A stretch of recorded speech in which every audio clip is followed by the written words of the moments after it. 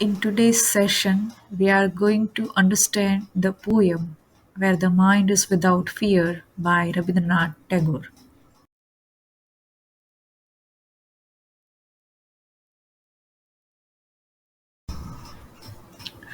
Rabindranath Tagore was born in the year 1861 and died in the year 1941.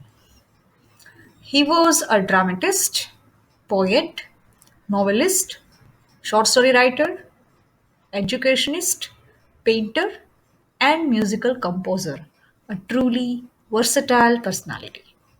He is the first Indian author to be awarded the Nobel Prize for Literature in the year 1913 for Gitanjali, which is a collection of poems that he has written in Bengali, and he has himself translated these poems into English entitled Song Offerings.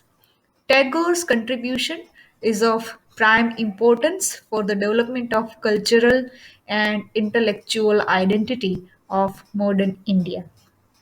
The national anthems of both India and Bangladesh are written by him.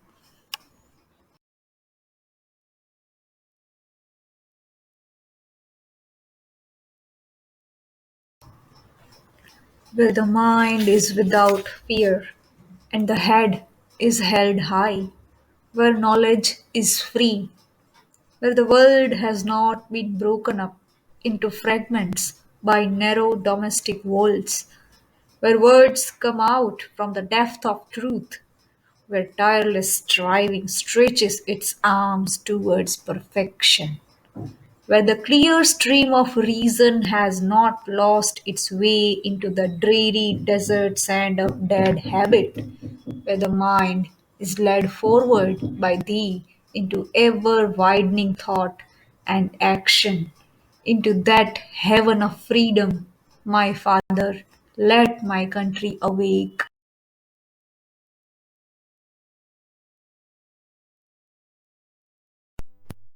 This poem is poem number 25 from the collection of writing that is Gitanjali, and which is translated into English as Song Offerings by Rabindranath Tagore himself.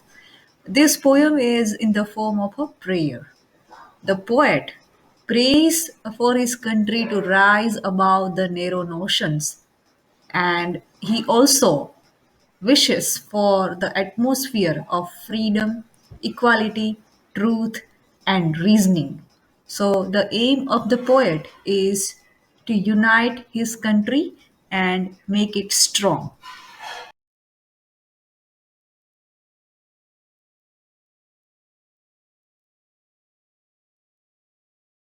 Now, let us read and understand the poem line by line. So, it begins with the first line where the mind is without fear and the head is held high. This line suggests that the poet is praying for a country where there is no oppression or fear and the life is full of dignity. The head is held high shows the wish for the life full of dignity. The second line is where knowledge is free. The knowledge is free means it is free from the boundaries of caste, class, gender, or other barriers. Where the world has not been broken up into fragments by narrow domestic walls.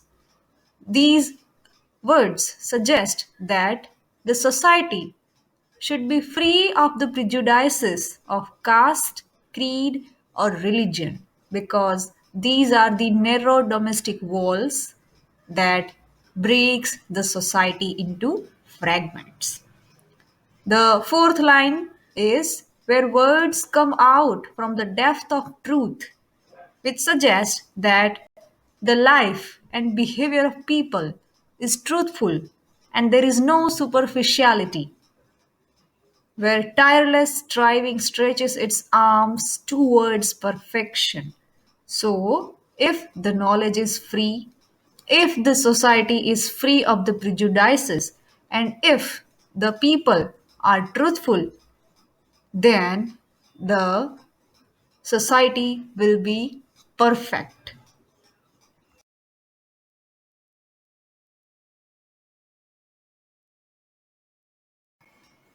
The sixth line, where the clear stream of reason has not lost its way into the dreary desert sand of dead habit, suggests that how it would be harmful if we blindly follow the dead customs. Here, reason, intellect, is compared to the flowing stream, and this reason should dominate rather than getting lost in the dreary desert. The seventh line is where the mind is led forward by thee into ever widening thought and action. This thee in the line is the Almighty or the universal intellect which allows us to evolve. So the poet is wishing for the open minded and progressive thinking because true freedom lies in awakening the mind according to the universal thoughts. And the last line of the poem is into that haven of freedom, my father, let my country awake. So it suggests that this is the vision of the poet, where the country is having the freedom of thought, speech, and spirit, and where everyone is striving for the perfection of their own self.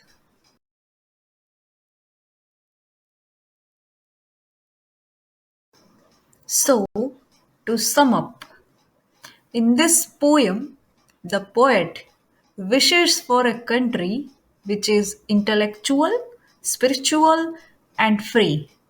Dear students, you should remember that this poem is written at the time when India was under the colonial rule of the Britishers. And so, this is the willingness of the poet to see his country free from this rule.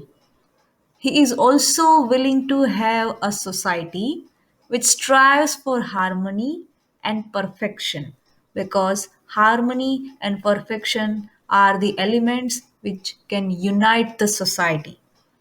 Individual development can be done only through self respect and psychological uplifting. And so, there should be the freedom of acquiring knowledge because knowledge is the base of a prosperous and progressive society.